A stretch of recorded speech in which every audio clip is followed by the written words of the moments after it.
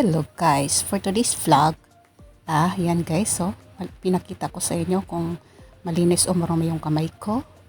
Ayan, makikita nyo maugat kong kamay guys, pero malinis naman siya. So, titimplahan na natin ng paminta ang ating pakpak.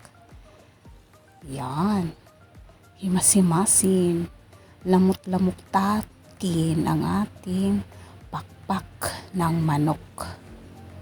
Ayan siya guys. 750 grams yan siya guys. So, yan. Timpla-timplahan lang natin siya ng pamintang powder. Pang-alis ng langsa. Pang-dagdag lasa na rin. Yan siya, himas-himasin ko lang siya guys. Tapos, sundan na siya ng pangpalasa. Yung ating asin. Para siya ay magkaroon ng lasa. Asin paminta lang siya guys. Nilagay ko dyan. Ayan, tansyahin nyo lang guys na makapagpalasa na dyan yung asin na ilalagay nyo. So yan guys, masimasin lang natin siya. Yung ating pakpak, hinati lang yan siya guys. Para hindi siya mahirap iprito kapag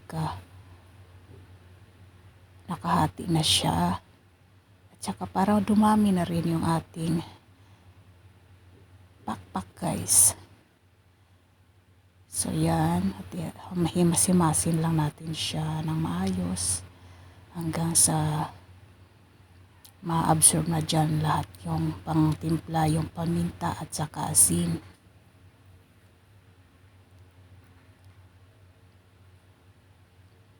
Tapos mamaya-maya sa tabi ko muna siya guys kasi para ma-absorb yung kanyang asin at saka paminta.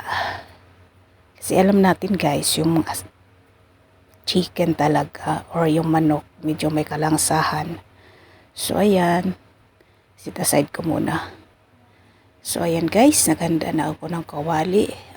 Kalipas ng siguro mga 30 minutes. Painit na ako ng kawali, ilagyan ng mantika. Ayan guys, so mga kalahating tasang mantika lang ang nilagay ko, yung bagong mantika.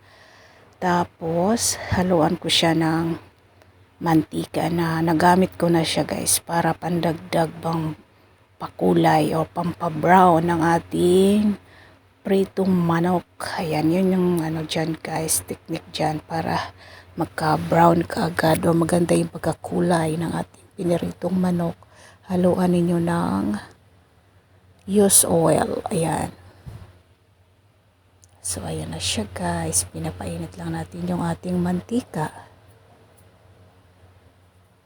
So, kinuha ko ng bala yung aking manok na nilagay ko sa ref. Yung tinimplahan ko kanina.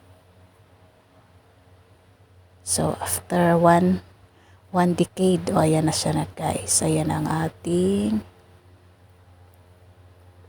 mantika na nakaabang. Naghihintay na siya para ilunod yung ating mga manok.